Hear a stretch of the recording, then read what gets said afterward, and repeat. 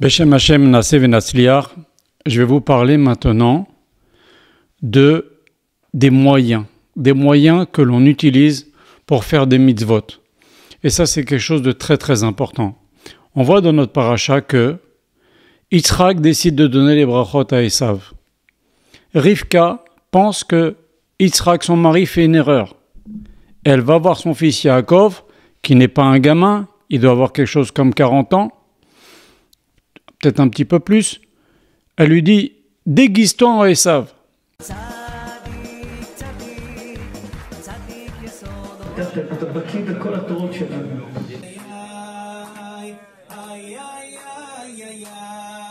Alors, elle met Yaakov dans une épreuve colossale, parce que Yaakov, c'est le Emet. On dit Titen Emet le Yaakov. On a Abraham, c'est le Chesed, Yitzhak, c'est le Din, Yaakov, c'est le Emet. Et on lui dit, déguise-toi. Fais-toi passer pour quelqu'un d'autre. C'est une épreuve colossale pour Yaakov. D'ailleurs, il ne veut pas. Et il lui dit à sa mère, qu'est-ce qui va sortir de cela? Au lieu d'une bénédiction, il va sortir une malédiction.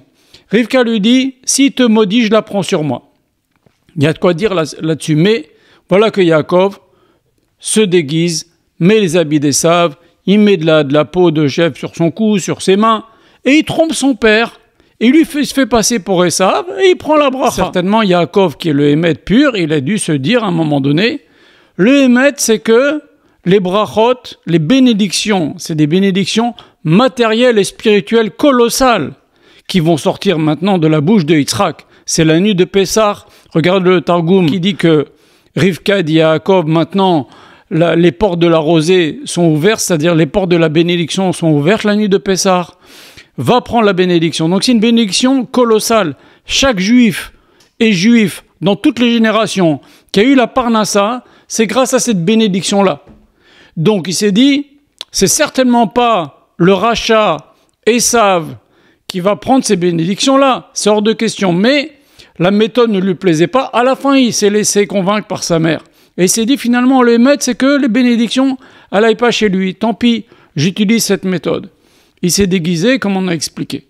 Très bien. Deuxième chose, il va tout de suite partir se marier avec Rachel et Léa et Zilpa et Bila. Donc il quitte son père pendant 14 ans dans la yeshiva de Shem Ve'ever et 20 et quelques années, 20 ou 22 ans, dans la maison de Lavan. Et voici que maintenant, qu'est-ce qui se passe dans la vie de Yaakov? On lui fait croire, on lui montre la tunique de Yosef. On lui fait croire que Yosef est mort. Donc on le trompe à son tour. Tu as trompé ton père, tu l'as fait toucher comme ça, que tu t'es fait passer pour Esav. On lui montre la tunique de Yaakov, on lui dit, est-ce que tu reconnais la tunique de ton fils? Et on le trompe à son tour. On lui fait croire que Yosef est mort. Pendant 22 ans, il va être endeuillé. D'accord? Ensuite, il a quitté son père et sa mère pendant 14 ans dans les yeshiva de Shem Ve'ever, et sur ça, il n'a pas payé parce que c'est un kavod pour ses parents d'aller étudier à la yeshiva, mais comme il a quitté pour se marier, à la demande de son père, mais comme il a quitté son père et sa mère pendant un certain nombre d'années, environ 20 ans, et bien pendant le même nombre d'années, il n'a pas vu son fils Yosef. Donc on voit que ce qu'il a fait, il fallait qu'il le fasse. Heureusement qu'il a fait, mais il a utilisé une certaine méthode qui était absolument nécessaire d'utiliser, et heureusement qu'il a fait. Mais lui-même, à titre personnel, il a payé. Il a cru que son fils était mort, on l'a trompé à son tour. Il a trompé son père, on l'a trompé à son tour. Il a quitté son père pendant 20 et quelques années, son fils Yosef l'a quitté pendant 20 et quelques années. Et même pour Esav, il y a marqué que Esav, quand il est arrivé, il a vu que les bénédictions lui ont été prises. Il y a marqué Yitzhak, Esav, c'est Aka Gedula Umara. Et la Gemara fait remarquer que dans la Megillat Purim, il y a marqué que Mordechai va Yitzhak, Mordechai, Tzaka Gedula Umara, la même expression. Esav, il a poussé un cri grand et amer. Mordechai a poussé un cri grand et amer. Et la Gemara a fait le lien. Parce que Yaakov, il a pris les bénédictions qui revenaient à Esav. Il a fait de la peine à Esav. Il a fait verser des larmes à Esav. Eh bien, ça s'est payé dans les descendants de Yaakov, Mordechai, et tous les Juifs à l'époque de Purim qui sont mis à pleurer, à crier, à être attristés. En tous les cas, Mordechai, s'il a pleuré, c'est parce que Esav a pleuré. Ceci pour nous dire que c'est vrai que Yaakov était dans un cas de force majeure. Et heureusement qu'il a pris ça sur lui. Mais lui-même, vous voyez, il a payé même les descendants de Yaakov, Mordechai a payé. Ça nous apprend à nous que on n'est pas mieux qu'Yaakov Avinu.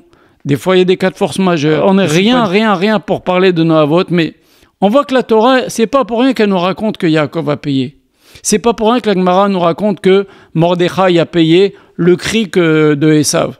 C'est-à-dire que il y a la mitzvah et il y a la méthode pour faire la mitzvah. Et la méthode pour faire la mitzvah, c'est quand même important. Il faut essayer, dans la mesure de possible, de ne faire aucune peine à personne, de ne pas tromper, même pour faire une mitzvah.